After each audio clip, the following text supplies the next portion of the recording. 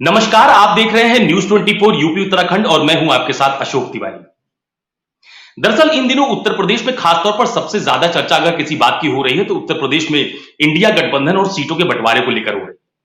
लेकिन अगर आप पिछले 2-3 दिनों के राजनीतिक घटनाक्रम पर नजर डालिए तो इंडिया गठबंधन और सीट बंटवारे पर कई तरह के सवाल भी खड़े हो रहे हैं। दरअसल आपको याद होगा कि अभी अखिलेश यादव समाजवादी पार्टी के मुखिया बलिया दौरे पर गए थे और उस दौरान उन्होंने राहुल गांधी की जो भारत जोड़ो न्याय यात्रा उत्तर प्रदेश से गुजरने वाली है, उससे पहले अगर सीटों का बंटवारा हो जाए तो ज्यादा बेहतर हो। यह बयान अखिलेश यादव की तरफ से बलिया में दिया गया। आज लखनऊ में अखिलेश यादव लोकसभा चुनाव को लेकर अपने पार्टी के नेताओं के साथ बैठक भी कर रहे हैं और बैठक से पहले अखिलेश यादव ने यह साफ कहा है कि यूपी में या यूं कहें कि पूरे देश में लोकसभा चुनाव को लेकर केवल 100 दिन का समय बचा है। गठबंधन को मजबूत करना चाहते हैं वो, क्योंकि बीजेपी चुनाव में तमाम तरह के अपने जो धन बल तमाम तरह के दबाव का प्रयोग करेगी। यह आरोप बीजेपी पर अखिलेश यादव ने आज लगाया है। इसके अलावा उन्होंने यह भी कहा कि ये जो मायावती को गठबंधन में शामिल करने की जिक्र हो रहा है, कि चर्चा हो रही है कि मायावती भी इंडिया गठबंधन का एक हिस्सा बने, उस पर अखिलेश यादव ने आज फिर कहा कि वो इंडिया गठबंधन की किसी बैठक में शामिल नहीं थी और अगर मायावती के इंडिया गठबंधन में शामिल होने की कोई बात होती तो वो जानकारी उनके पास जरूर आ जाती। ये बात अखिलेश यादव ने आज अपनी बैठक से पहले जो मीडिया से बातचीत की है उसमें उन्होंने इस बात को स्पष्ट किया है। इसके पहले भी आपको याद होगा कि बलिया में ही अखिलेश यादव से जब मायावती गठबंधन में शामिल होने को लेकर सवाल पूछा गया था तो अखिलेश यादव ने बड़े ही तंज कसते हुए एक बयान दिया था और यह कहा था कि गठबंधन में शामिल होने के बाद का भरोसा कौन दिलाएगा। यानी कि मायावती की राजनीतिक विश्वसनीयता पर एक बड़ा सवाल अखिलेश यादव ने खड़ा किया था। इसके अलावा अभी हाल फिलहाल यूपी कांग्रेस के प्रभारी अविनाश पांडे भी राजधानी लखनऊ के दौरे पर थे। यूपी जोड़ो यात्रा का जब समापन राजधानी लखनऊ में हुआ तो उस दौरान बड़ी संख्या में कांग्रेसी कार्यकर्ता मौजूद थे और अविनाश पांडे भी मौजूद थे। अविनाश पांडे की तरफ से भी एक बात कही गई और यह कहा गया कि कांग्रेस पार्टी की तरफ से यह कोशिश की जा रही है कि बीजेपी के खिलाफ हर सीट पर विपक्ष का एक उम्मीदवार हो, यानी कि जो विपक्षी दल हैं वो अलग अलग चुनाव न लड़े बल्कि बीजेपी के खिलाफ लामबंद होकर समूचे विपक्ष का एक उम्मीदवार बीजेपी के उम्मीदवार के सामने खड़ा। उन्होंने यह भी कहा कि गठबंधन में बीएसपी के लाने का प्रयास चल रहा है। इस बात के भी संकेत कांग्रेस पार्टी की तरफ से मिलती रहती हैं। यह बात कही जाती है कि गठबंधन के तमाम सारे जो दल हैं उसमें बहुत सारे ऐसे नेता हैं जो ये चाहते हैं कि मायावती भी इंडिया गठबंधन का हिस्सा बने। आज सुबह यूपी कांग्रेस के अध्यक्ष अजय राय ने भी एक प्रेस कॉन्फ्रेंस की और उसमें उन्होंने कहा कि जो उत्तर प्रदेश में यूपी जोड़ो यात्रा पश्चिमी उत्तर प्रदेश में कांग्रेस की तरफ से निकाली गई, उसमें लोगों का बहुत प्यार मिला, बहुत सहयोग मिला, काफी खुश नजर आ रहे थे अजय राय। मायावती को इंडिया गठबंधन में शामिल किया जाएगा कि नहीं किया जाएगा, इसको लेकर भी जो अजय राय हैं उनकी तरफ से स्पष्ट किया गया कि कौन शामिल होगा कौन नहीं शामिल होगा, यानी किससे दूरी बनानी है नहीं बनानी है, इसका फैसला केंद्रीय नेतृत्व लेगा। तो पार्टी के स्टेट प्रेसिडेंट होने के नाते उनकी तरफ से जो बयान दिया गया वो बहुत सधा हुआ बयान माना जा रहा है और इसी तरह के बयान की उम्मीद भी की जाती है कि जब फैसला राष्ट्रीय नेतृत्व को लेना होता है तो जो स्टेट की जो बॉडी होती है उसकी तरफ से इसी तरह का सदा हुआ बयान सामने आना भी चाहिए। अब इस बीच में एक और राजनीतिक घटनाक्रम, पिछले 2 दिनों से बहुजन समाज पार्टी की जो मुखिया है मायावती वो लगातार ट्वीट के जरिए राजनीतिक मुद्दों पर अपनी उपस्थिति दर्ज करा रही हैं और खास तौर पर समाजवादी पार्टी पर कई गंभीर आरोप भी लगा रही हैं। कल मायावती ने एक ट्वीट किया था, उसमें उन्होंने कहा था कि अब बीएसपी के ऊपर आरोप लगाने से पहले समाजवादी पार्टी खुद अपने गिरेबान में झांक कर देखे, यानी बीजेपी से नजदीकी का जो आरोप सपा की तरफ से मायावती पर लगाया जाता है उसी का एक पलटवार मायावती की तरफ से किया गया। आज भी मायावती की तरफ से एक ट्वीट किया गया, उसमें तमाम तरह के आरोप समाजवादी पार्टी पर लगाए गए। मसलन समाजवादी पार्टी को दलित और पिछड़ा विरोधी कहा मायावती ने।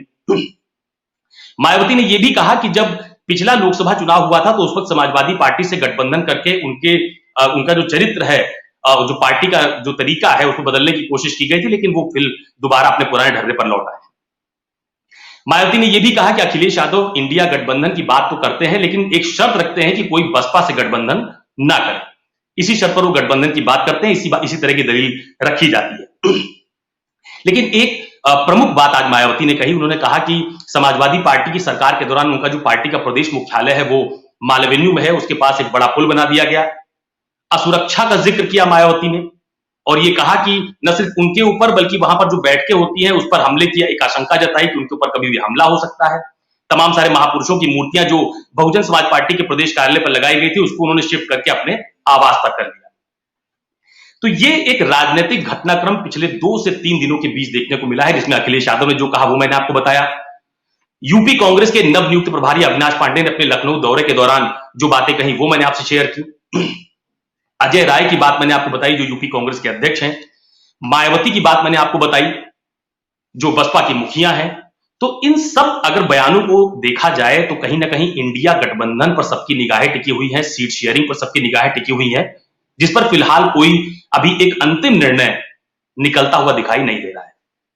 तो ये तमाम सारे राजनीतिक घटनाक्रम जो घटित हुए उस पर समाजवादी पार्टी के अध्यक्ष अखिलेश यादव ने क्या कहा और केशव प्रसाद मौर्य जो उत्तर प्रदेश के उप मुख्यमंत्री हैं उन्होंने क्या कहा, पहले आप उनके बयानों को सुनिए, उसके बाद हम चर्चा को आगे बढ़ाएंगे।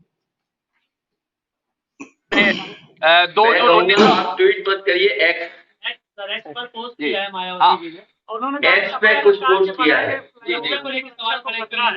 मुझे तो ये समझ में नहीं आता है कि समाजवादियों के अच्छे कामों को कभी हाईलाइट ही नहीं करते हैं। समाजवादियों का कहाँ नुकसान होगा वो बहुत हाईलाइट करते हैं। एक्स हम पढ़ना छोड़ दिए, कुछ एक्स हम पढ़ते ही नहीं, मायावती ने भी कुछ लोगों का हम पढ़ते ही नहीं। देखिए, आदरणीय बहन मायावती जी उत्तर प्रदेश की पूर्व मुख्यमंत्री हैं, बहुजन समाजवादी पार्टी की राष्ट्रीय अध्यक्ष हैं और भारतीय जनता पार्टी की प्रदेश में सरकार है। तो बहन जी सहित प्रदेश के हर नागरिक की सुरक्षा के प्रति सरकार कृत संकल्प है। तो ये जो अखिलेश यादव जी ने आज कहा वो आपने सुना, और इसके अलावा केशव प्रसाद मौर्य ने जो बयान मायावती ने असुरक्षा का एक हवाला दिया उसको लेकर जो बयान जारी किया वो आपने सुना। तो आज हम इसी मुद्दे पर चर्चा करने वाले हैं कि आखिरकार मायावती को अखिलेश पर क्यों नहीं है भरोसा, बसपा सुप्रीम मायावती को क्यों डर लग रहा है जो असुरक्षा की बात उन्होंने कही है, मायावती ने योगी सरकार से क्यों सुरक्षा बढ़ाने की अपील की है और क्या उत्तर प्रदेश में कांग्रेस से सीट शेयरिंग पर जो बातचीत है वो इतनी लंबी क्यों खिंच रही है, क्यों सीटों का निर्णय फाइनल नहीं हो पा रहा है, और सीट बंटवारे पर ये जो अलग अलग मंथन हो रहा है, यानी कांग्रेस की यात्रा, समाजवादी पार्टी की बैठक, मायावती की अपनी अलग बैठक, तो ये इससे क्या कोई समाधान निकलने वाला है? ऐसे तमाम सारे मुद्दों को लेकर आज हम चर्चा करने वाले हैं। मेरे साथ इस चर्चा में दीपक बघेल जो कि यूपी बीजेपी के प्रवक्ता है वो इस चर्चा में मेरे साथ जुड़ गए हैं।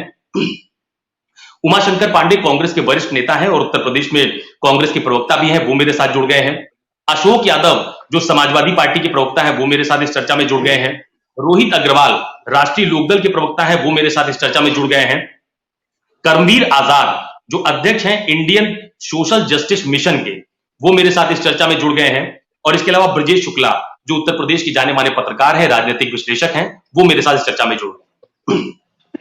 लेकिन सबसे पहला सवाल तो मेरा समाजवादी पार्टी के जो नेता हैं अशोक यादव उनसे ही है। ये अशोक जी, ये जो सीट शेयरिंग को लेकर जो बार बार बात उठ के सामने आ जाती है, ये मामला हल क्यों नहीं हो पा रहा है अशोक जी? देखिए, सीट शेयरिंग का ऐसा कोई मामला है ही नहीं। ये मामला जो है सीट शेयरिंग का, जिस तरह से लगातार हमें लगता है प्राइम टाइम से लेकर के हर समय मैं आपके चैनल को स्पेशली नहीं कह रहा हूं, लेकिन जिस तरह से एक नैरेटिव क्रिएट किया जा रहा है, दो नैरेटिव इस समय क्रिएट किया जा रहा है अशोक जी। एक तरफ अयोध्या का नैरेटिव क्रिएट किया जा रहा है, दूसरी तरफ इंडिया गठबंधन में सीट शेयरिंग पे सर फुटअव्वल, बस दो ही टॉपिक टीवी में चल रहे हैं लगातार इधर एक हफ्ते से। लेकिन इसके पीछे की चीजें को नहीं दिखाया जा रहा है। ये नहीं दिखाया जा रहा है कि अयोध्या का मामला तो चल रहा है, लेकिन ये नहीं दिखाया जा रहा है कि चारों पीठों के शंकराचार्य लोगों का किस तरह से माननीय मोदी जी की मार्केटिंग के चक्कर में उनका अपमान किया जा रहा है भारतीय जनता पार्टी द्वारा। ये किसी चैनल ने नहीं दिखाया। उनको दिखाना चाहिए कि किस तरह से स्वामी निशलानंद पुरी जी, जिन्होंने कहा कि हम लोगों का अपमान किया जा रहा है मोदी सरकार के द्वारा, उन्होंने कहा कि किसी राजनीतिक व्यक्ति के द्वारा जो है प्राण प्रतिष्ठा कार्यक्रम उचित नहीं है। उन्होंने कहा कि अपूर्ण मंदिर का प्राण प्रतिष्ठा अशुभ माना जाता है। शंकराचार्य सदानंद सरस्वती का बात आप ले लीजिए, चाहे शंकराचार्य स्वामी तीर्थ सिंगेरी पीठ के जो है उनका देख लीजिए, सारे लोगों ने एक सुर से बोला है कि ये प्राण प्रतिष्ठा जो मोदी जी के द्वारा कराई जा रही है ये उनकी मार्केटिंग है, क्योंकि धर्म गुरु तो मोदी जी है नहीं इस देश के। इस देश के धर्म गुरु शंकराचार्य होते हैं, जो हिंदू धर्म गुरु, सॉरी, इस देश के हिंदुओं के धर्म गुरु शंकराचार्य होते हैं। तो कहीं ना कहीं ये प्राण प्रतिष्ठा शंकराचार्य लोगों के द्वारा कराया जाना चाहिए, या तो इस देश के महामहिम राष्ट्रपति के द्वारा कराया जाना चाहिए, और जो इस मंदिर आंदोलन के जो अगुआ रहे आडवाणी जी चाहे जोशी जी, उन लोगों को किस तरह से चंपत राय जी के द्वारा मना किया जा रहा है कि आप लोग कृपया न आए। तो ये चीजें नहीं दिखाई जा रही मीडिया के द्वारा, ये चीजें भी दिखाई जाना चाहिए। दूसरी तरफ जो इंडिया गठबंधन में सर फुटबॉल की बात दिखाई जा रही लगातार, मैं आपको दावा के साथ कर रहा हूं कि खासतौर से उत्तर प्रदेश में जहां समाजवादी पार्टी की बात हो रही है, मैं being a spokes person Samajwadi party, मैं इस चीज की गारंटी दे रहा हूं कि कांग्रेस पार्टी से या इंडिया गठबंधन के किसी भी घटक दल से समाजवादी पार्टी को सीट शेयरिंग के लिए कोई समस्या, लेश मात्र भी समस्या नहीं होने जा रही है, लेश मात्र भी समस्या नहीं। इस बात को लेकर के देखिए कई बार हमारे राष्ट्रीय अध्यक्ष के शीर्ष नेतृत्व से भी बात हो चुकी कांग्रेस के, और जो चीजें, जो सीटें उनको लड़नी है, जहां तक मुझे जानकारी है वो सीटें लगभग फाइनल होने के कगार पे हैं और उसमें कोई झगड़ा नहीं है। थोड़ा बहुत जी देखिए अशोक जी, जो होता है सीट शेयरिंग को लेकर के एक निगोशिएशन होता है किसी भी दल में, जो कि एक प्रैक्टिकल बात है कि हम इस सीट पर लड़ना चाहते हैं। कोई भी दल है, जैसे मान लीजिए उत्तर प्रदेश में समाजवादी पार्टी बड़ी भूमिका में है, तो समाजवादी पार्टी से को स्पेस देना है कांग्रेस को उत्तर प्रदेश में, तो हम लोग सोचेंगे कि फला सीट पे हम अपने कैंडिडेट को एडजस्ट करें, कांग्रेस वाले सोचेंगे कि उस सीट पे हम अपने कैंडिडेट को एडजस्ट करें। ये जनरल प्रक्रिया है। इसमें अगर इस बात को अगर कोई कहे कि ये सर फुटबॉल है या फलाने ढमकाने, ये कोई लॉजिकल बात नहीं है। अभी मैं बता दूं आपको, जिस तरह से भारतीय जनता पार्टी में सर फुटबॉल होने जा रही है अशोक जी, बस खाली अधिसूचना जारी होने दीजिए। जब तक अधिसूचना नहीं जारी हो रही तब तक सब भालो आचे लग रहा है वहां पे। लेकिन भालो आचे क्यों लग रहा है? क्योंकि उनको डर है सहयोगी दलों को कि अगर हम सीट की मांग कर देंगे, अगर हम एनडीए गठबंधन से बाहर जाने की बात कर दें, कल ईडी हमारे घर पे आ जाएगी, हमारा कॉलर पकड़ लेगी, कल सीबीआई हमको उठा ले जाएगी। तो डर के मारे जो मोदी जी के अलायंस गठबंधन है, ये डर के मारे एकदम चुप्पी साधे बैठे हैं, एकदम डर के मारे बेचारे थर थर कांप रहे हैं। चाहे ओम प्रकाश राजभर हैं, चाहे अनुप्रिया पटेल जी हैं, चाहे संजय निषाद जी हैं, ये लोग ईडी सीबीआई के डर के मारे चुपचाप बैठे हुए हैं। जैसे ये सूचना जारी होगी आप देखेंगे इतना भयंकर विस्फोट होने जा रहा है भारतीय जनता पार्टी को सीट शेयरिंग को लेकर के कि आप लोगों को लगेगा कि ये क्या हो रहा है।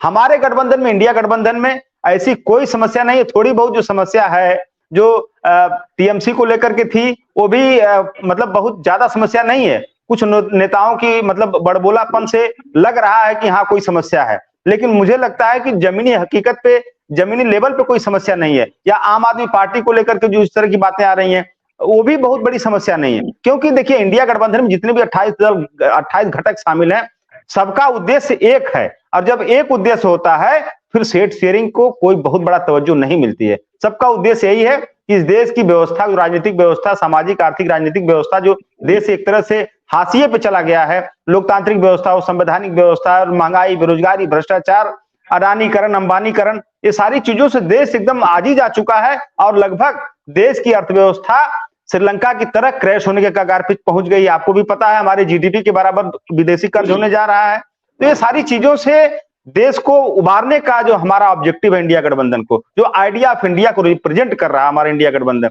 ये उद्देश्य है हमारा, न कि सीट शेयरिंग को लेकर के लड़ाई झगड़ा आपस में करने का।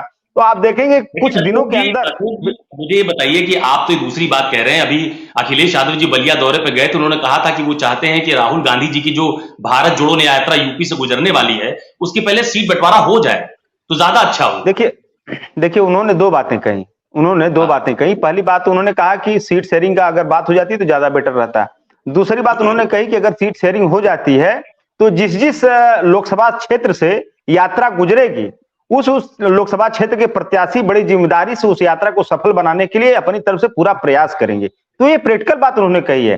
देखिए हमारे कांग्रेस के बीच में कोई झगड़ा नहीं है, लेकिन जो चीजें होने वाली हैं, जो सीटें हमको देनी है, जो सीटें उनको लेनी है, उसको कांग्रेस का नेतृत्व थोड़ा जल्दी करके, क्योंकि हमारी तरफ से स्थिति लगभग क्लियर है, कांग्रेस की तरफ से भी लगभग क्लियर है, थोड़ा बहुत जो प्लस माइनस है वो सारी चीजें अगर इस यात्रा के पहले क्लियर हो जाती तो राष्ट्रीय अध्यक्ष जी का यही उद्देश्य है कि इस यात्रा को सफल बनाया जाए। और यात्रा सफल कैसे होगी? जब सीट शेयरिंग हो जाएगी, जब हमारे प्रत्याशी, कांग्रेस के प्रत्याशी का चयन हो जाएगा, तो जिस भी लोकसभा क्षेत्र से वो यात्रा गुजरेगी, वो प्रत्याशी अपना पूरा दमखम लगा के उस यात्रा को मजबूत करने का काम करेगा, तब वो यात्रा असली सफलता उस यात्रा को मिलेगी। यही बात हमारे राष्ट्रीय अध्यक्ष जी ने कहा, इसके अलावा और कोई उद्देश्य उनका नहीं था करने का। उमाशंकर पांडे जी के पास जा रहा हूं, कांग्रेस के बहुत सीनियर लीडर हैं और तमाम सारी चर्चा में रहते भी हैं वो। उमाशंकर जी, ये बीच में ये जो सीट शेयरिंग का मुद्दा आता है, लेकिन बीच में ये जो मायावती जी का एक नया फैक्टर आ गया है, चर्चा ये रहती है कि कांग्रेस में एक तबका ऐसा है जो ये चाहता है कि इंडिया गठबंधन में मायावती जी शामिल हो जाएं। समाजवादी पार्टी कह रही है कि यात्रा से पहले आप लोग सीटों का बंटवारा कर दीजिए। तो कुछ गैप है क्या, या कोशिश उस अपनी इंडिया गठबंधन के स्वरूप को बड़ा करने की हो? उमाशंकर जी। अशोक जी देखिए, ये बड़ी मजेदार बात है। हाँ। मीडिया का एक वर्ग है, उसके लिए ये ब्रेकिंग न्यूज बन नहीं पा रही है। वो बड़ी कोशिश कर रहे हैं कि इंडिया गठबंधन में सपा और कांग्रेस के बीच कुछ गैप है, ढूंढने की कोशिश हो रही है, माइक्रोस्कोप लगाया जा रहा है, कुछ दिख जाए, लेकिन मीडिया को निराशा ही हाथ लग रही है। जहां जहां वो चर्चा बनाना चाहती है, वहां कुछ चर्चा ही नहीं है। हमारे सपा के साथी अशोक यादव जी ने कितने बेहतरीन तरीके से आपको सारी बातें आपके दर्शकों के सामने रख दी कि इंडिया गठबंधन में कहीं कोई डिस्प्यूट नहीं है, सीट शेयरिंग पर चर्चा चल रही है, बेहद सकारात्मक चर्चा चल रही है और बिल्कुल अंतिम दौर में चर्चा चल रही है। और भी जो हमारे घटक दल हैं उनके साथ भी हम बेहद निर्णायक स्थिति पर पहुंच चुके हैं। कहीं कोई हमारे बीच कंफ्यूजन नहीं है, सीट शेयरिंग होगी और कोशिश ये है कि ज्यादातर सीटों पर इंडिया के जो लोग हैं वो लड़ेंगे और एक कैंडिडेट होगा भारतीय जनता पार्टी के खिलाफ। अब उसमें कुछ लोग अभी डर रहे हैं, कुछ लोग अभी थोड़ा सहमे हुए हैं, इसलिए आपको वो उस तरीके से इंडिया के साथ नहीं दिखाई दे रहे हैं। लेकिन जैसे ही आचार संहिता की घोषणा होगी, वैसे ही जो सिर्फ कव्वल का असली खेल शुरू होगा, वो एनडीए के खेमे में दिखाई देने वाला है। हमसे पूछा जा रहा है अशोक जी कि आपके यहाँ माइक्रोस्कोप लगा के हमने देखा कि वहां पे ऐसे प्रॉब्लम हो रही है, लेकिन भारतीय जनता पार्टी के जो एनडीए के अलायंस है उसमें अपना दल से नहीं कहा जा रहा है भाई आपको तो सीट कितनी मिलने वाली बता दीजिए। संजय निषाद मुंह फुला रहे हैं, उनको नहीं बताया जा रहा है उनके बेटे को लड़ाएंगे कि नहीं लड़ाएंगे। ओम प्रकाश राजभर के मंत्रिमंडल के में शामिल होने की तिथि की न घोषणा हो रही है, न उनके बेटे को लड़ाएंगे कि नहीं लड़ाएंगे, इस पर भी चर्चा नहीं हो रही है। यानी कि सिर्फ उटव्वल और तोप बम तैयार हैं एनडीए के अलायंस में। हमारे यहाँ तो सब तैयार है कि राहुल गांधी जी की यात्रा यूपी से कहां से निकल रही है वो पता चले और हम लोग वहां पर तैयारी करें और उस यात्रा पर जनता के मुद्दों पर जो हो यात्रा आदरणीय राहुल गांधी जी की निकल रही है 6200 किलोमीटर की, उस पर तो इंडिया के साथ साथ उत्तर प्रदेश की जनता फूल बरसाने को तैयार है और वहां सिर फूटने की नौबत आने वाली है। आप ओम प्रकाश राजभर के बदलते हुए बयानों की समीक्षा करिए, आपको पता लग जाएगा कि वहां बारूद और चिंगारी दोनों थोड़ी ही दूर पे बैठे हैं, संपर्क होते ही विस्फोट होने वाला है। तो ये है जनता के जो असल मुद्दे हैं, भारतीय जनता पार्टी उनसे भाग रही है, कांग्रेस पार्टी उन मुद्दों पर लड़ रही है। हमारे उत्तर प्रदेश कांग्रेस कमेटी के अध्यक्ष अजय राय जी ने सहारनपुर से लेकर लखनऊ तक अभी यूपी जोड़ो यात्रा समाप्त की है और इस यात्रा के माध्यम से वो किसानों के बीच गए, नौजवानों से उन्होंने बात की, दलित वर्ग से उन्होंने बात किया, व्यापारियों से बात किया और उन्होंने देखा कि किस तरीके से जनता पूरी तरीके से त्रस्त है। उत्तर प्रदेश का जो वेस्टर्न यूपी वाला इलाका जो कृषि प्रधान क्षेत्र भी है और व्यापारिक दृष्टिकोण से भी वो बेहद समृद्ध रहा है। आज किस तरीके से सहारनपुर में जो वास्तुकला के लोग हैं उनका व्यापार चौपट हो गया, मुजफ्फरनगर का चीनी उद्योग और गुड़ का व्यापार चौपट हो गया। ये सब ऐसे ही आप पीतल उद्योग से लेके आगे बढ़ते जाइए। अजय राय जी ने वो सब देखा, उसको समझा और लखनऊ में अंतिम समय आके उन्होंने देखा कि स्मार्ट सिटी के नाम पर बोर्ड तो टांग दिए गए, लेकिन गंदगी का अंबार उन्होंने उसको वीडियो के माध्यम से, फोटो के माध्यम से ट्वीट करके ये बातें तो हम लोगों ने अजय राय जी की प्रेस कॉन्फ्रेंस में सुनी, लेकिन अभी आप एक बात कह रहे थे कि आचार संहिता लगने के बाद आपको पता चलेगा कौन कौन से लोग साथ आने वाले हैं। तो ये जो मायावती जी का एक बड़ा फैक्टर इंडिया गठबंधन में शामिल होने की बात लगातार हो रही है, क्या ये प्रयास कांग्रेस कर रही है, कोई घटक दल कर रहा है आपकी तरफ से? देखिए, अखिलेश यादव जी ने बहुत स्पष्ट तरीके से, अभी अशोक जी भी उसी बात को कह रहे थे, अखिलेश यादव जी इंडिया गठबंधन का जो समन्वय समिति है और जो इंडिया दोनों के वो बड़े नेता हैं, उत्तर प्रदेश के बड़े नेता, वो उसमें शामिल है। कोई बात अगर होगी तो अखिलेश यादव जी को पहले पता चलेगी, हम लोगों को बाद में पता चलेगी। यानी कि अगर अखिलेश यादव जी की तरफ से ये बातें नहीं कही जा रही है कि बसपा पर कोई चर्चा हो रही है, तो डेफिनेटली नहीं हो रही है। इंडिया के वो हमारे उत्तर प्रदेश के नेता है और अगर वो कह रहे हैं तो कोई चर्चा नहीं हो रही। बिल्कुल सही, वो उस कमेटी के मेंबर हैं अखिलेश यादव जी। चलिए कर्मवीर आजाद जी से बात कर लेता हूं। चलिए कर्मवीर आजाद जी के पास जा रहा हूं, वो अध्यक्ष है इंडियन सोशल जस्टिस मिशन के। कर्मवीर आजाद जी, आप तो यूपी की पॉलिटिक्स को बहुत नजदीक से देखते और समझते भी हैं। ये पिछले 2 दिनों के अगर राजनीतिक घटनाक्रम पर आप देखिए तो जिस तरह से अखिलेश यादव बनाम मायावती का एक नया समीकरण यूपी में निकल के सामने आ रहा है। हालांकि वो कह रहे हैं कि उनकी बीजेपी से नजदीकी ज्यादा है, बहन जी कह रही है कि उनकी बीजेपी से नजदीकी ज्यादा है, और आज तो बहन जी ने यह भी कह दिया कि जब बसपा से समाजवादी पार्टी का अलायंस हुआ था तो उन्होंने कोशिश की थी कुछ सुधार करने के लिए, लेकिन सुधार हो नहीं पाया। तो ये जो राजनीतिक घटनाक्रम लगातार बन और बिगड़ रहे हैं, इसको कैसे देख रहे हैं यूपी के परिप्रेक्ष्य में आप, और खासतौर से मायावती के लिए आप, कर्मवीर जी?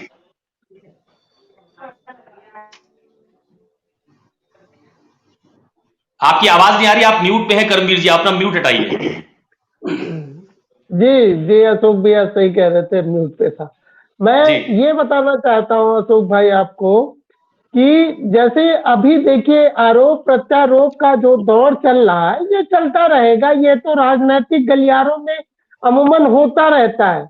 और रही बात जो इंडिया गठबंधन का हिस्सा बनने के लिए बहन कुमारी मायावती जी को, और ये मुझे लग रहा है जब आपको याद होगा आप ही के साथ मैं डिबेट कर रहा था और वो घोसी का उपचुनाव था और एक दिन पहले ही आपने कहा कि ये बहुत बड़ी घोषणा आप कर रहे हैं, तो मैं आज फिर से एक घोषणा कर रहा हूँ कि इंडिया गठबंधन का हिस्सा और घटक दल बहुजन समाज पार्टी जरूर बनेगी। और देख लीजिए अगर इन लोगों को लगता है कांग्रेस को या सपा को कि अगर ये बीएसपी को साथ में लिए बगैर भाजपा को हटा देंगे तो ऐसा असंभव है। और नो डाउट आप आज की डेट में नोट कर लीजिए, समाजवादी पार्टी, कांग्रेस और आरएलडी और जितने भी ये 28 घटक दल हैं, आज बहुजन समाज पार्टी की आवश्यकता है 13 पॉइंट कुछ % वोट बैंक उत्तर प्रदेश के साथ साथ मध्य प्रदेश, राजस्थान और कई राज्यों में बहुजन समाज पार्टी के पास में वोट बैंक है। और अगर वाकई में भारतीय जनता पार्टी का मुकाबला करना है तो बीएसपी को साथ में लेना ही पड़ेगा। अदरवाइज अगर बीएसपी को साथ में नहीं लेते तो ये मान लीजिए कि भारतीय जनता पार्टी का आप मुकाबला नहीं कर पाएंगे। अशोक भाई बस इतना ही कहना था और ज्यादा कुछ नहीं। बिल्कुल, रोहित अग्रवाल जी के पास चल रहे हैं। आजकल वो धार्मिक यात्रा पर हैं, अलग अलग जगहों पे खूब दर्शन पूजन कर रहे हैं और त्रिपुंड लगा के आज आए भी हम लोग के साथ चर्चा में शामिल होने के लिए। तो रोहित भाई मेरा सवाल वही है आपसे जो बात अभी कर्मवीर आजाद जी कह रहे थे कि मायावती जी मजबूरी है, लेना पड़ेगा इंडिया गठबंधन में। लोकदल का क्या मत है? अशोक भाई शुक्रिया। अशोक भाई शुक्रिया, बिल्कुल आपने सत्य कहा। मैं अभी बाबा महाकाल की धरती जैन से आपके साथ जुड़ा हुआ हूँ और आप की टीम की तरफ से काफी निवेदन था कि नहीं है जुड़ना है आज आपको, अशोक जी की फरमाइश है कि नहीं रोहित जी चाहिए ही चाहिए, तो मैंने कहा बिल्कुल मैं आऊंगा और अपनी इंडिया गठबंधन का पक्ष जरूर मजबूती से आपके सामने रखूंगा। देखिए अशोक भाई, देखिए स्थिति ये है कि भारतीय जनता पार्टी बौखलाई हुई है, उसको अपनी हार सामने दिखाई पड़ रही है। उसको दिखाई पड़ रहा है कि 2024 में उसकी विदाई होने वाली है, क्योंकि 10 साल इन्होंने कोई मुद्दों की राजनीति की नहीं है, इन्होंने सिर्फ धर्म के नाम पे राजनीति की है। विपक्ष को इन्होंने कहीं ना कहीं ये कोशिश की है कि ये नैरेटिव सेट करें कि विपक्ष जो है एक धर्म विशेष के लिए काम करता है, परंतु सच्चाई है कि भारतीय जनता पार्टी ने धर्म विशेष के लिए भी काम नहीं किया, जिसके ये ठेकेदार बनते हैं स्वयं को, उनके लिए भी इन्होंने काम नहीं किया है पूरी तरीके से। तो भारतीय जनता पार्टी इतना ज्यादा बौखलाई हुई है कि उसको सिर्फ और सिर्फ उसको दिखाई पड़ता है कि इंडिया गठबंधन में क्या हो रहा है। अपने गठबंधन की तो बात कभी कभी कर लिया करें, एनडीए गठबंधन में क्या हो रहा है, किसको कितनी सीट दे रहे हैं, कभी उसकी भी बात कर लिया करें। या वहां पे लोकतांत्रिक व्यवस्था नहीं है, वहां पे राजतंत्र चलेगा कि वहां पे जो मैं अकेला ही सब कुछ कह दूंगा बस वही होगा। अरे कभी उसकी भी चर्चा कर लिया करो, अपनी भी गठबंधन एनडीए की मीटिंग किए बिना ही पूरे चुनाव के अंदर लड़ लोगे क्या? 24 का चुनाव इंडिया गठबंधन की 4 मीटिंग हो गई है, एनडीए की कितनी मीटिंग हुई है? एक मीटिंग तो आपने दिखावे के लिए कर दी थी, परंतु क्या हुआ? उस मीटिंग का क्या निष्कर्ष है? उसके बाद क्या हुआ? उसके बाद कोई मीटिंग हुई क्या? आपका हर घटक दल जिसको देखो वो सीने पे चढ़ा जा रहा है कि उसको चीफ मिनिस्टर बनना है, उसको कोई कह रहा है मेरे को 15 सीट चाहिए, कोई कह रहा है अनुप्रिया पटेल कहनी मुझे 20 सीट चाहिए है। आप कितनी सीट पे लड़ोगे? आप तो बताओ पहले। हमारी चिंता आपको बहुत ज्यादा हो जाती है। दूसरी बात, आप मायावती जी की बात करते हो। मायावती जी ने कभी अपनी तरफ से प्रपोज किया है क्या? बिना किसी के प्रपोजल के हम उसको ले लें? भाई मायावती जी प्रपोज करेंगी तो बिल्कुल लिया जाएगा, सामान्य विचारधारा के दल लिए जाएंगे। रोहित अग्रवाल जी से हमारा संपर्क लग रहा है टूट गया है। अब सीधे दीपक बघेल जी के पास चल रहा हूं, बीजेपी के प्रवक्ता है। दीपक भाई, ये कांग्रेस, समाजवादी पार्टी, लोकदल, ये सब लोग तो यही कह रहे हैं कि आपका बड़ा इंटरेस्ट है इंडिया गठबंधन में। कभी अपने गठबंधन के बारे में बताइए, वहां पर सीटें तय हो गई है क्या? दीपक जी। अशोक जी, देखिए, भारतीय जनता पार्टी का कोई इंटरेस्ट नहीं है। भारतीय जनता पार्टी अपने कर्तव्य के आधार पर हमेशा चुनाव जीतती आई है, अपने कार्यकर्ताओं के मेहनत पर चुनाव जीतती आई है, जो लगातार 24 घंटे इंटू 27 आवर्स लगातार जमीन पर काम करते थे, जनता के समन्वय का काम करते हैं, उनके सरकार की योजनाओं को जनता तक पहुंचाने का काम करते हैं। और जो सरकार है वो भी अपनी तरफ से इस तरह की कार्रवाई करती रहती है। आपने देखा होगा हमारा कार्यक्रम चल रहा है विकसित भारत संकल्प यात्रा, जिसके अंदर हम जनता को बता भी रहे हैं कि हमने किन किन योजनाओं से जनता को आच्छादित किया और साथ में नए जो लाभार्थी वर्ग है उसको भी जोड़ने का काम कर रहे हैं। अब बात अंतर गठबंधन दलों की आ जाती है, तो मुझे अशोक जी बताइए कि सारी जो जितनी भी घमासान है वो किसके बीच में चल रहे हैं? इन्हीं लोगों के बीच में तो चल रहे हैं। ये अगर कह रहे हैं कि सारा गठबंधन के अंदर अच्छा है, सब कुछ ठीक है, क्यों संयोजक का निर्धारण नहीं कर पाए, तो इनका एक कॉमन मिनिमम एजेंडा तैयार नहीं हुआ, क्यों कोई एक नेता का नाम ये सुझा पाए? अभी तक जून से चला था, जून से 8 महीने हो गया, जनवरी में 8 महीने के अंदर इनमें से एक काम नहीं कर पाए, और गठबंधन के अंदर सारा कुछ अच्छा चल रहा है। इनका गठबंधन के अंदर तय हुआ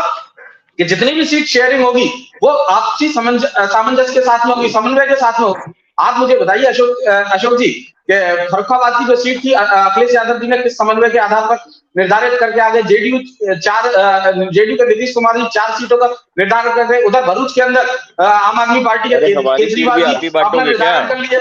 हमारी सीट की चिंता भी आप ही करोगे क्या? अपनी सीट की चिंता तो कर लो महाराज। फर्रुखाबाद की सीट आप किसको दे रहे हो? हमारी सीट की चिंता आप ही करोगे क्या? अरे आपके अखिलेश यादव हम किसको सीट देंगे इसकी चिंता आप करोगे क्या? अरे आपने राजभर जी से पूछा है क्या, या आपने अनुप्रिया पटेल जी से पूछा है? संजय निषाद जी से पूछा है आपने कि आप किसको सीट देंगे? लखनऊ की सीट आप राजनाथ सिंह को देंगे कि नहीं देंगे, इसका जवाब देंगे? अरे तो हम किसको दे रहे हैं? आपको हमारी सीटों की चिंता है कि अपनी सीटों की चिंता है? कभी कभी एनडीए की भी चिंता किया करो, कभी कभी एनडीए की भी चिंता किया करो। अरे एनडीए की भी चिंता कर लिया करो महाराज। एनडीए की तो पूरी चिंता है, एनडीए तो अपने पूरे दमखम के साथ में लड़ रहा है। और मैंने जैसा बताया आपको, उज्जैन की धरती से मैं लाइव हूँ। यहाँ बताओ मामा ने कौन सा अपराध किया था जो मामा को आपने जो है ठंडे बस्ते में लगा दिया? अरे मामा का अपराध तो बता दो, जो मामा को आपने ठंडे बस्ते में लगा दिया। एक सीट के साथ में कौन सा लोकतंत्र था जहाँ पर एक सीट में मन बना के आना पड़ा? 24 में पीएम पद के दावेदार थे क्या मामा, जो उनको मार्गदर्शक मंडल में भेज दिया आपने? अरे अपनी चिंता करेंगे नहीं अशोक जी। देखिए, बस खाली इनको इंडिया गठबंधन की चिंता है। अरे एनडीए की चिंता तो करो महाराज। आप लोग एनडीए के प्रवक्ता, इंडिया के प्रवक्ता थोड़ी ना हो। इंडिया का प्रवक्ता मैं हूँ, मैं कर लेता हूँ इंडिया की चिंता। अपनी चिंता करो, आपकी चिंता करो, आपकी चिंता जायज है, क्योंकि आगे लोकतांत्रिक व्यवस्था है नहीं, तो आप अपनी चिंता करोगे। ये बात गलत, सुनिए, ये बात गलत है। नहीं, आप बात कर, ये अगर ये बोलते हैं तो फिर मैं भी इंटरप्ट करूंगा, वो अच्छी बात नहीं रहेगी, आपको समझ नहीं आएगा। आपने अरे भाई, मेरा कनेक्शन कट गया था इसलिए आपको मौका मिल गया था दीपक भाई। मैं आपके नहीं कर रहा हूँ, मेरा कनेक्शन कट गया था। आपका डिजिटल इंडिया सही से काम नहीं कर रहा है यहाँ पे रोमिंग पे, इस वजह से मुझे मजबूरन जो है मेरा कनेक्शन कट जाने के कारण जो है मुझे मेरे समय का अधिकार करके आप बीच में आ गए थे। अरे रोहित जी 24 में कटेंगे, आप इंडिया कनेक्शन बना नहीं रहने देना चाहते हैं ना, समस्या ये है। रोहित जी 24 में कटेगा, आप इंतजार कीजिए, देखिए तेल की धार देखिए, और वो धार आपको बहुत जल्दी दिखने वाली है। समाजवादी पार्टी का यही मूल चरित्र है। बिल्कुल, मैं भी यही कह रहा हूँ, 24 में एनडीए का कनेक्शन कटेगा, क्योंकि जनता से तो आपका कोई कनेक्शन है नहीं। राष्ट्रीय के साथ में क्या सलूक होने वाला है? 24 में मैं भी यही कह रहा हूँ जो आप कह रहे हैं। दया दृष्टि से नहीं है, वो अपने कर्तव्य के दम पे। आपके नेता हैं जो दया दृष्टि के ऊपर जाकर सदन में पहुंचते हैं, वरना वो देश की लोग सदन के अंदर भी नहीं पहुंच सकते थे। आपको भी अच्छी तरह से मालूम है, हमको भी अच्छी तरह मालूम है। और आपकी क्या परिस्थिति है पश्चिम उत्तर प्रदेश में, हमारे नेता ने देश को प्राइम मिनिस्टर दिया है भाई। आप अपनी यही तो मैं समझाने की कोशिश करता हूँ कि आप लोग कुछ जानते तो हो नहीं, इतिहास के बारे में जानते नहीं हो। आपको लगता है इतिहास खाली जो आप लिख दोगे उसी से हो जाएगा। समस्या ये है कि इतिहास के बारे में कुछ जानते नहीं हो आप लोग। आप लोगों को आरएसएस की जो शाखा से पढ़ाया जाता है इतिहास, वही आप जेन्युइन इतिहास समझते हो। इतिहास के बारे में आप कुछ जानते हो नहीं। समस्या ये है। जी आप दोनों लोगों को रोक रहा हूं, मैं सीधे जा रहा हूं ब्रजेश शुक्ला जी के पास। ब्रजेश शुक्ला जी बहुत जाने माने पत्रकार हैं, राजनीतिक विश्लेषक हैं और तमाम सारी चीजों को बहुत बारीकी से समझते भी हैं। ब्रजेश जी, ये जो इंडिया गठबंधन के बीच में ये जो मायावती जी का एक नया फैक्टर पिछले 2 दिनों से देखने को मिल रहा है, मायावती जी समाजवादी पार्टी पर हमलावर हो रही हैं, अखिलेश यादव मायावती के ऊपर आरोप लगा रहे हैं, तो ये इंडिया गठबंधन में जो सीट शेयरिंग का मुद्दा है उसमें कहीं मायावती जी की भूमिका बहुत अहम होने वाली तो नहीं है? ऐसा तो आपको नहीं लग रहा है ब्रजेश जी? अशोक जी, ये सब हवाई बातें हैं और ये एक दूसरे को टारगेट करके की जा रही हैं। ये जो चालें चली जा रही हैं इसमें निशाना कहीं पर है और उद्देश्य कोई दूसरा है क्या कि कांग्रेस एक रास्ता बनाए रखना चाहती है कि ऐसा ना हो कि साहब आप सोचे कि मैं ही, मेरे अलावा और कोई नहीं, मेरे अलावा और कोई नहीं, ये चीज ना होने पाए। एक दूसरी चीज भी है कि सीटों को लेकर भी थोड़ा रहता है कि साहब सीट आप सम्मानजनक दें, क्योंकि कांग्रेस राष्ट्रीय पार्टी है, उसको लगता है कि सीट सम्मानजनक हो। चुनाव में लड़ने वाले भी आप जानते हैं कि चाहे एनडीए गठबंधन हो या इंडिया गठबंधन, चुनाव लड़ने वालों की कमी नहीं होती है। वो चाहते हैं कि ज्यादा से ज्यादा सीटें छूटे तो ज्यादा लोग लड़ सकते हैं। अब मायावती का ये हित है कि उनको लगता है कि चलिए ये आवाज उठती रहे तो ये सपा को लगता रहे कि ये खेल उनकी तरफ से बिगड़ सकता है, क्योंकि बसपा जाएगी एक ही पार्टी। आप जान लीजिए जो बुनियाद जमीनी स्थिति है वो यही है कि साहब समाजवादी पार्टी भी बहुत कम सीटों पर नहीं लड़ने वाली है। और बसपा के बारे में आप जानते हैं, मैं 35 सालों से इसको राजनीति को कवर कर रहा हूं, बहुत कम सीटों पर चुनाव आज तक नहीं लड़े। आप पूरा इतिहास उठा के देख लीजिए, वो ज्यादा सीटों पर चुनाव लड़ते हैं। जिनसे गठबंधन हुआ उनको एक सीमित सीटें देती हैं। जैसे पिछली बार 2019 की बात हम करें तो 40 सीटों पर बसपा चुनाव लड़ी थी और अखिलेश यादव की ये दरिया दिली थी कि उन्होंने उन सीटों को दे दिया उनको जहां पर जीत सुनिश्चित थी। मैं सहारनपुर की चर्चा करना चाहूंगा, मैं अमरोहा की चर्चा करना चाहूंगा, मैं इस तरह की कई सीटों की चर्चा कर सकता हूं जहां पर कोई विकल्प नहीं था दूसरा जीतने का। तो वो दलित वोट और मुस्लिम वोट और कुछ बीजेपी खिलाफ वोट मिला और जीत गए। लेकिन मायावती ये बात जानती हैं कि यदि उन्हें लगता है कि ये इंडिया गठबंधन में वो शामिल हो जाएं तो मुस्लिम वोट भी उन्हें मिल जाएगा, दलित वोट भी, कुछ अन्य वोट भी, उससे वो चुनावी बतरनी उनकी पार हो सकती है। लेकिन ऐसा होने वाला नहीं है। अखिल गठबंधन होगा, ये समाजवादी पार्टी से ही कांग्रेस का गठबंधन होगा। कारण क्या है कि आप अखिलेश को किनारे नहीं कर सकते। अखिलेश को किनारे करने का मतलब गठबंधन का असर बिहार से लेके बंगाल तक पड़ने का असर पड़ेगा ही। तो आप उनको नहीं कर सकते हैं। गठबंधन एक से ही होगा। और जो अखिलेश सवाल उठा रहे हैं वो दूसरा सवाल उठा रहे हैं। उनका कहना भी ये, चूंकि मायावती के पूरे पृष्ठभूमि पर जो मैं 1993 से जो गठबंधन हुआ था, पहली बार गठबंधन राजनीति में 93 में आई थी बसपा, और उसके बाद से वो जिनके साथ चुनाव लड़े उनके साथ कभी नहीं गए। आप पूरा इतिहास उठा दीजिए। आप एक बार भी बता दीजिए कांग्रेस के साथ गठबंधन हुआ था, उसके बाद जो ही परिणाम आ गए तो मुझे याद है कि नरसिम्हा राव को काफी कुछ सुनाया था और अंत में बीजेपी से गठबंधन होकर सरकार बनी थी उत्तर प्रदेश में। तो ये अखिलेश कह रहे हैं।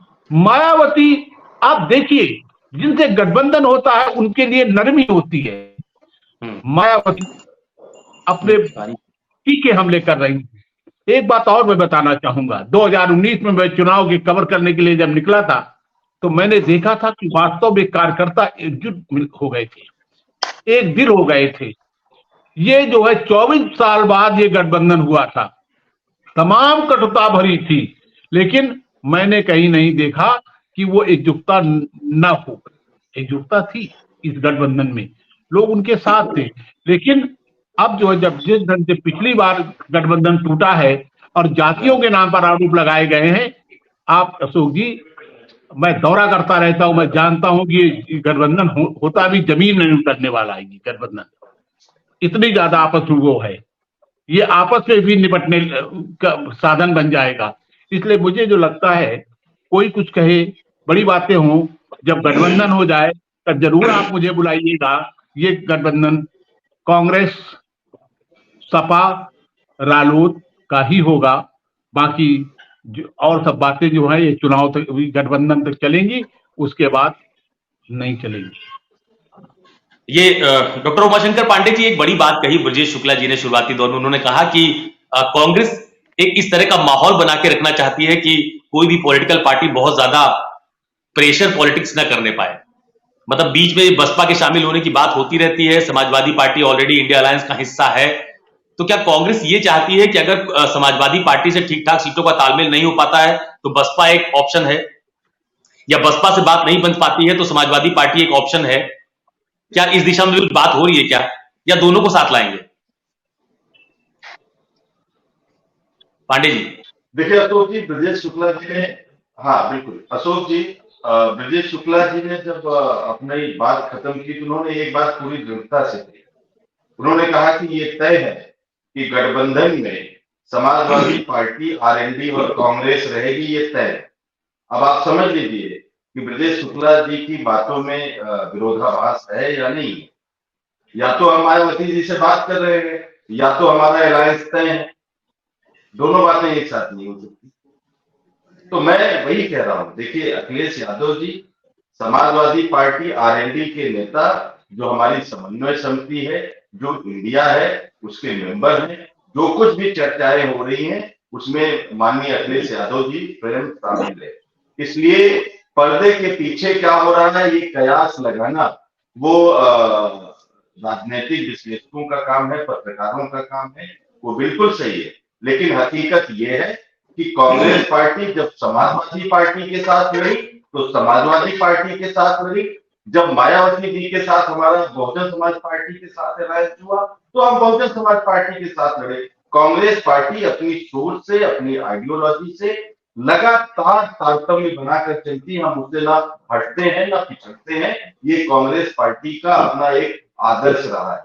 दूसरी बात, लोकतंत्र है, लोकतंत्र में समाजवादी पार्टी को सीट मांगने का अधिकार है, कांग्रेस को सीट मांगने का अधिकार है। हमें लगता है कई बार कि ये सीट हम जीत सकते हैं, हो सकता है समाजवादी पार्टी को लगता हो कि उनके पास बेहतर कैंडिडेट है। तो ये हमारी चर्चाएं चल रही हैं, इसीलिए हमारी समन्वय समिति है। उस समन्वय समिति में चर्चा होती है, चर्चा के बाद चर्चा हो चुकी है, वो चर्चा अगर बहुत, जैसा अशोक जी भी कह रहे थे, कुछ सीटों पर अगर चर्चा बाकी होगी तो उस पर भी बैठ के हम चर्चा कर लेंगे और सकारात्मक संदेश बहुत जल्दी उत्तर प्रदेश की सीट शेयरिंग को लेकर आने वाली है कि हमारा जो अलायंस है, जो हमारी सीट शेयरिंग पर चर्चा है, वो अब इस स्थिति में पहुंच गया है। दूसरी बात मैं कहना चाहता हूं कि भारतीय जी, आप बात पूरी कीजिए अपनी, आप बात पूरी कीजिए अपनी।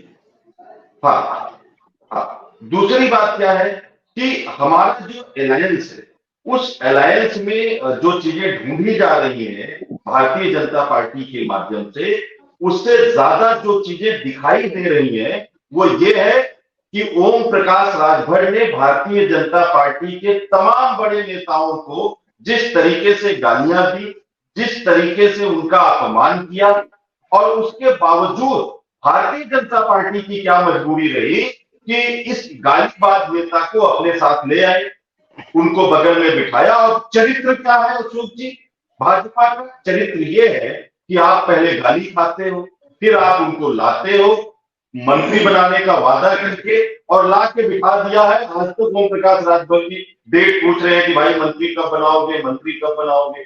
ये है चरित्र। एक तरफ भाजपा का चरित्र है जिसमें धूर्तता है, जिसमें चालाकियां हैं, जिसमें पीठ में छुरा घोंपने की आदतें हैं, चाहे वो ओम प्रकाश राजभर हो, चाहे वो अनुप्रिया पटेल हो, चाहे वो संजय निषाद हो, वो ये उनका चरित्र है। और कांग्रेस का चरित्र है, कांग्रेस इस लोकतंत्र के लिए, इस संविधान के लिए, इस धर्मनिरपेक्षता के लिए, इस समाजवाद के लिए कांग्रेस पार्टी अगर त्याग भी करना पड़ता है तो कांग्रेस पार्टी आगे चलकर, आगे बढ़कर उसको अंगीकार करती है।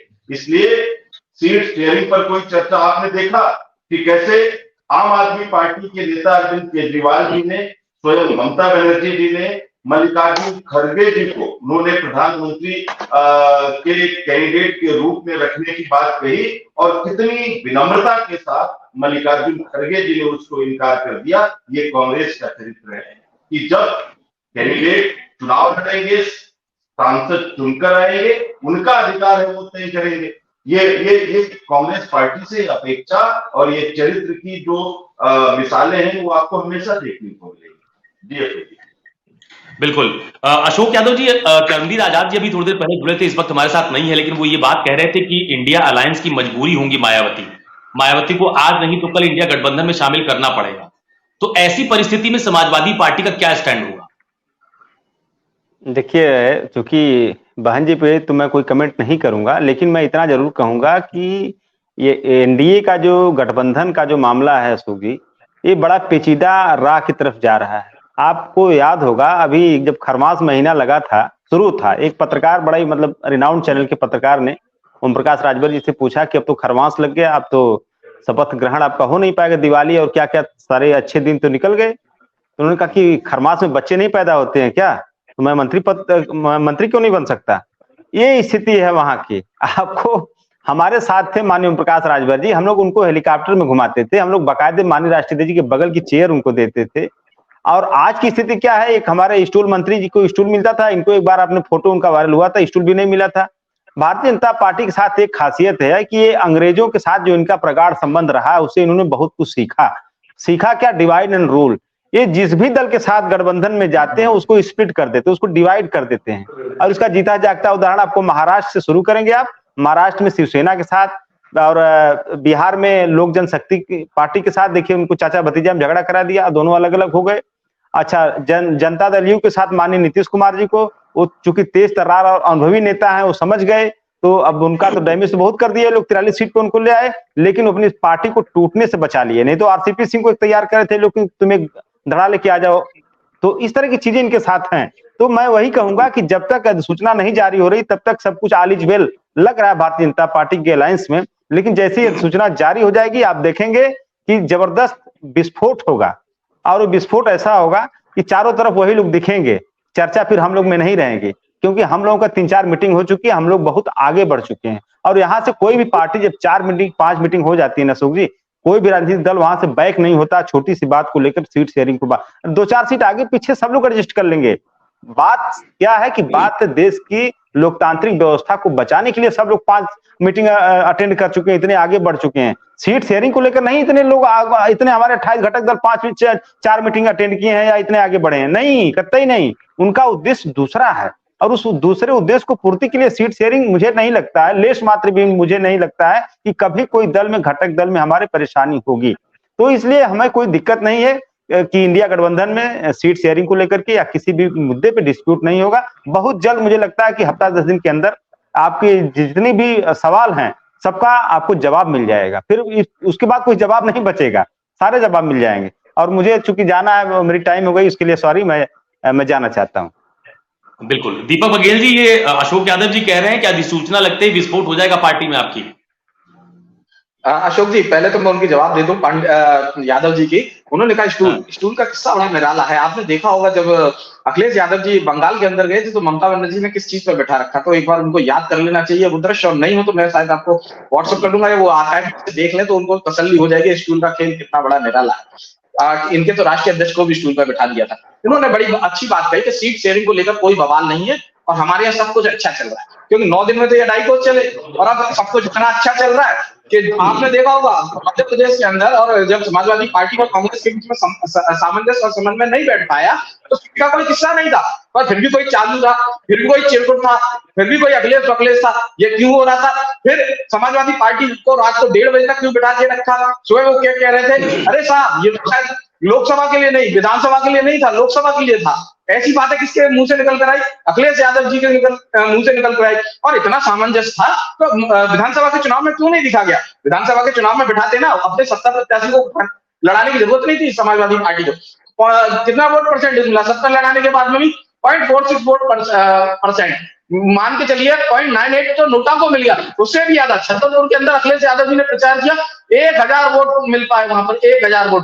तो ये तो इनकी क्रेडिबिलिटी पूरे प्रदेश के अंदर है। अब बात उत्तर प्रदेश की आ जाए, उत्तर प्रदेश के अंदर आज ही मायावती जी का है, और मुझे भी लगता है कि ये सब कुछ स्पष्ट करने के लिए काफी नहीं होगा। मायावती ने स्पष्ट रूप से कहा है कि दलितों के महापुरुषों का अपमान करना, वो मायावती जी ने बताया कि दलितों की जो मायावती दलितों को आगे लेकर चलती है, तो मायावती जी के साथ किस प्रकार से गेस्ट हाउस कांड इन समाजवादी पार्टियों ने किया, गठबंधन के बाद भी वो सब कुछ भुलाकर उनके साथ में और फिर उनका अपमान किया। ये समाजवादी पार्टी का मूल चरित्र है, जो मैं पहले बताना चाह रहा था अशोक जी। इस चरित्र से कभी बाहर नहीं आ पाए। आप बताइए कि समाजवादी पार्टी का एक गठबंधन हुआ हो, और गठबंधन के बाद में समाजवादी पार्टी ने चुनाव के बाद में वो गठबंधन ना तोड़ा। 2017 के अंदर गठबंधन हुआ, 2 लड़के आए थे, बाद में चले गए थे। 19 के अंदर बुआ भतीजे आए थे, बाहर चले गए। उसके बाद में 22 के अंदर भी देखिए राजभर भी आए थे, और केशव देव मौर्य भी आए थे। केशव देव मौर्य के यहाँ से गाड़ी तक उठवाने अखिलेश यादव चले गए थे। तो सोचिए ये इनका गठबंधन धर्म है। दूसरा, इन्होंने कहा सारी चीज सामंजस्य से होंगी। मैं पूछता हूँ, सारी चीज सामंजस्य से हो रही है तो क्या आवश्यकता पड़ गई कि पंजाब के मुख्यमंत्री बता रहे हैं कि एक ही कांग्रेस, वो अपने बच्चों को वहां से बुला रहे हैं, एक ही कांग्रेस, ये पंजाब के मुख्यमंत्री भगवंत मान का, और ये उनको इनके नेता उनको जोकर बोल रहे हैं। तो ये इनके अंदर बीच में सामंजस्य नजर आता है। दूसरी सबसे बड़ी चीज कि ये सीट शेयरिंग सामंजस्य की बात कर रहे हैं, मुझे बताइए वो सामंजस्य जेडीयू की सीट बांटने पर क्यों नहीं नजर आ रहा? वो 4 सीट बांट क्या है, 4 प्रत्याशी को उन्होंने नाम ऐलान किया, क्या उसमें कांग्रेस ने अपना समर्थन दे दिया था? इन 4 सीटों पे आप ऐलान करके दीजिए, या अन्य दलों से भी वहां पर कुछ के बातचीत हो चुकी है। उत्तर प्रदेश के अंदर तो ऐसी जगह सीट है जहां अखिलेश यादव जी ने कुछ सीट डिक्लेयर कर दी, गाजीपुर के अंदर अफजाल अंसारी को,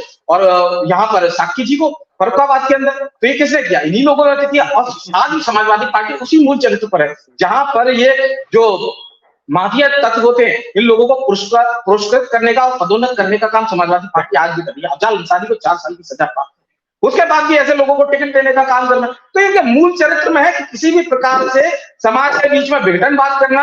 और अभी मैं पांडे जी के एक चीज और इन्होंने बड़ी अच्छी बात बताई, पांडे जी इन्होंने एक सेक्युलरिज्म शब्द का इस्तेमाल किया। तो अशोक तिवारी जी, इस देश के अंदर सेक्युलरिज्म शब्द बड़ा अच्छा है।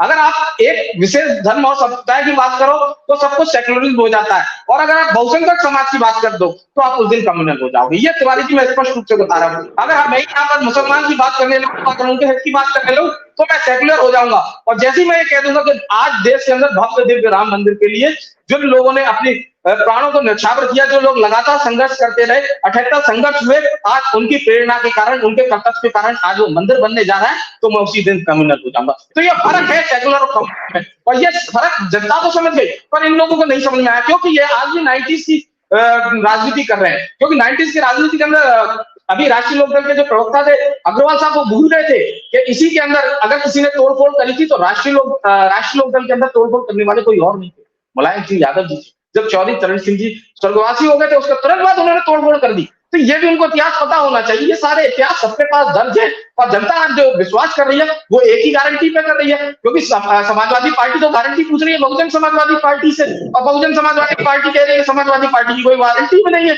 देश में सिर्फ एक गारंटी पांडे जी कुछ कहना चाह रहे हैं। उमाशंकर जी।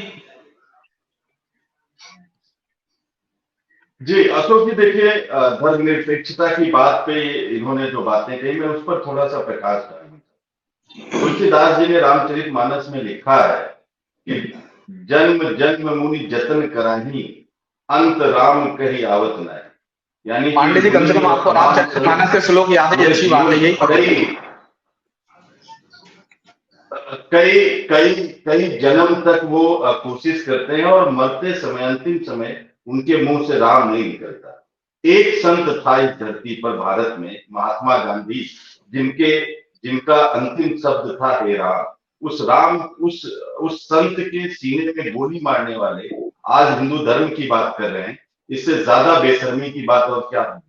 बनारस जो काशी की धरती है, भगवान शिव की नगरी है, वहां पर भाजपा के 3 बड़े नेताओं ने एक बच्ची के साथ दुष्कर्म किया, गैंगरेप किया। वो लोग धर्म की बात करते हैं, हिंदू धर्म की बात करते हैं। जो लोग अयोध्या में भगवान श्री राम की जमीन में चंदा चोरी करते हैं, दलाली खाते हैं, वो लोग राम की बात करते हैं। राम के पीछे छिपकर, राम को राजनीति में लाकर, राम को अपमानित करके आप अपने आप को राम से इससे ज्यादा बेशर्मियत की बात क्या होगी। कांग्रेस पार्टी के धर्म के लिए धर्मनिरपेक्षता वो है कि महात्मा गांधी हे राम कह के कुछ राक्षसों की गोलियों के शिकार हो जाते हैं। ये कांग्रेस की धर्मनिरपेक्षता है।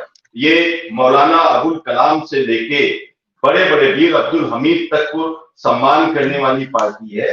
ये एक भारतीय का सम्मान करने वाली पार्टी है। ये गंगा जमुनी तहजीब को मानने वाली पार्टी है। ये भाइयों के दिलों के बीच नफरत फैलाकर राजनीति की रोटियां सेकने वाला दल नहीं है। जो भारत में है, जो भारतीय है, जो भारत का नागरिक है, कांग्रेस पार्टी सबके साथ खड़ी है। ये कांग्रेस पार्टी का आदर्श वाक्य है। राहुल गांधी जी कहते हैं कि इस देश में जहां कहीं पीड़ा दिखाई देगी, उसके निवारण के लिए, उसके लिए लड़ने के लिए कांग्रेस पार्टी के नेता और कार्यकर्ता दिखाई देंगे। और मैं पूरी जिम्मेदारी से कह रहा हूं, ये इत्तेफाक नहीं हो सकता कि नफरत फैलाने वाले लोग भारतीय जनता पार्टी के लोग हैं। दंगा के जितने आरोपी हैं सब भाजपा के लोग हैं। और ये संयोग नहीं है अशोक जी कि मुजफ्फरनगर दंगे में जो अपराधी बनता है वो भारतीय जनता पार्टी का विधायक है, जिसने वहां पर दंगे फैलाए, हजारों घर जलाए, सैकड़ों लोग मारे गए। ये चरित्र है भारतीय जनता पार्टी का। ये अंतर है कांग्रेस और भाजपा। जी चलिए दीपक बघेल जी आप रिस्पॉन्ड कीजिए, उसके बाद मैं सीधे ब्रजेश शुक्ला जी के पास जाऊंगा। दीपक जी पहले अपनी बात कह लीजिए आप। जी मैं उमाशंकर जी को बताना चाहूंगा कि उन्होंने बात बीएचयू की तो उठाई, बीएचयू के बाद उसके बाद उन लड़कों के साथ में क्या हुआ ये आपने नहीं उठाई। आजमगढ़ के अंदर एक लड़का, अगर किसी मनचला लड़का अगर किसी लड़की का दुपट्टा खींचता है तो उनके पैरों में गोली मार के उनको जेल पहुंचाया जाता है। ये बात नहीं उठा पाएंगे। खैर इन्होंने चंदा चोरी की बात करी, बात बड़ी स्पष्ट है।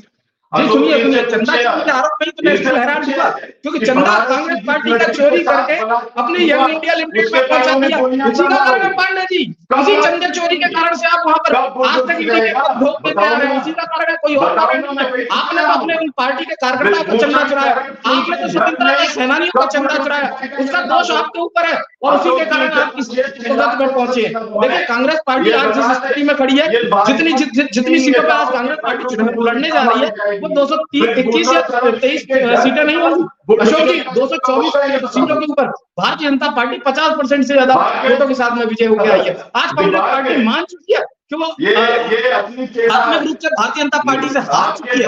अगर उनके हार का डर ना होता तो आज वो सबके सामने समर्पण ना करते। और जो लोग लगातार बोल रहे हैं कि एक थी कांग्रेस, जिस प्रकार का बात कह रहे हैं, उन लोगों के सामने भी नतमस्तक आज कांग्रेस है। तो कांग्रेस को दिखाता है कि कांग्रेस कितनी कमजोर है और कांग्रेस तो मानसिक रूप से हार चुकी है। अब ये तो दूसरों के कंधों पर अपने जनाजे को ले जाना चाह रहे हैं तो मुझे लगता है कि उस जनाजे को निकलवाना चाहिए सभी के कंधों पे। उस जनाजे को कंधा समाजवादी पार्टी भी देगी, उस कंधे को टीएमसी भी देगी, जेडीयू भी देगी और कांग्रेस की बहुत जोरदार अर्थी निकलने वाली है 2024 के अंदर।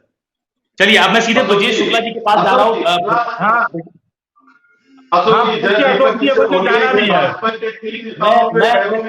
शुक्ला जी के पास जा रहा हूँ। ब्रजेश जी मुझे बताइए कि अभी थोड़ी देर पहले जो बात हो रही थी कि मध्य प्रदेश चुनाव के समय भी सीटों के बंटवारे को लेकर बड़ी खींचतान हुई, तो क्या वो स्थिति अब लोकसभा चुनाव में नजर आ रही है क्या, कि अभी स्थिति पूरी तरह से सामान्य दिख रही है? ब्रजेश जी नहीं, देखिए ये जब सीटों बंटवारा होता है तो आपसी द्वंद्व होते हैं। आप सैद्धांतिक रूप से मान लें कि साहब हम सैद्धांतिक रूप से हम लोग साथ हैं और इस सरकार को उखाड़ना चाहते हैं, ये सब चलता है। लेकिन जब सीटों बंटवारे पर लोग पहुंचते हैं, उस टेबल बैठते हैं, तब समझ में आता है कि समझौता क्या होता है। और जब एक एक सीट का बंटवारा हो जाता है तो उस पर अंतिम मोहर लग जाती है। अब प्रयास हो रहे हैं, इंडिया गठबंधन की तरफ से भी प्रयास हो रहे हैं, सारे लोगों से बातचीत हो रही है।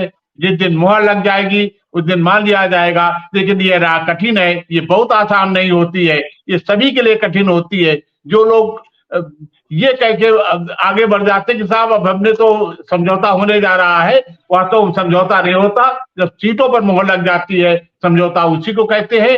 इसलिए असली संघर्ष, असली लड़ाई, असली कसमकस अब आने वाली है, उस पर देखिए क्या होता है।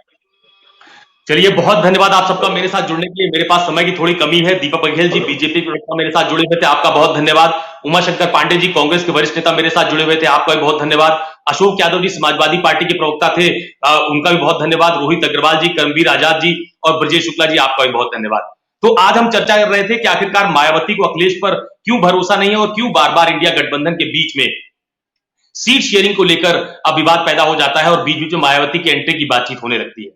तो एक बात तो साफ है कि उत्तर प्रदेश में या पूरे देश में बीजेपी को हराने का दम जो इंडिया गठबंधन के नेताओं की तरफ से भरा जा रहा है, उनमें सीट बंटवारे को लेकर जो घमासान की बात सामने आती है, जिसको बीजेपी बहुत प्रमुखता से मुद्दों को लेकर उठाती भी है और ये कहती है कि इनके बीच मुद्दों को लेकर तालमेल नहीं है और यही वजह है कि उनके बीच सीट बंटवारा नहीं हो पा रहा है।